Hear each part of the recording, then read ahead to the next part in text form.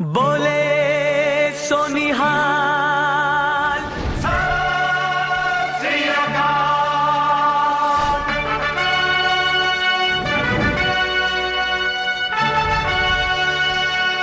1984 ਵਿੱਚ ਦਰਬਾਰ ਸਾਹਿਬ ਤੇ ਫੌਜੀ ਹਮਲੇ ਦੇ ਰੋਹ ਵਜੋਂ ਹੋਂਦ ਵਿੱਚ ਆਈ ਨਿਊਯਾਰਕ ਦੀ ਸਿੱਖ ਡੇ ਪੈਰੇਡ ਹਰ ਸਾਲ ਦੀ ਤਰ੍ਹਾਂ ਇਸ ਸਾਲ ਵੀ ਟ੍ਰਾਈ ਸਟੇਟ ਦੀਆਂ ਸਿੱਖ ਸੰਗਤਾਂ ਅਤੇ ਪੰਥਕ ਜਥੇਬੰਦੀਆਂ ਦੇ ਸਹਿਯੋਗ ਨਾਲ ਗੁਰਦੁਆਰਾ ਸਿੱਖ ਕਲਚਰਲ ਸੁਸਾਇਟੀ ਰਿਚਮੰਡ ਹਿੱਲ ਵੱਲੋਂ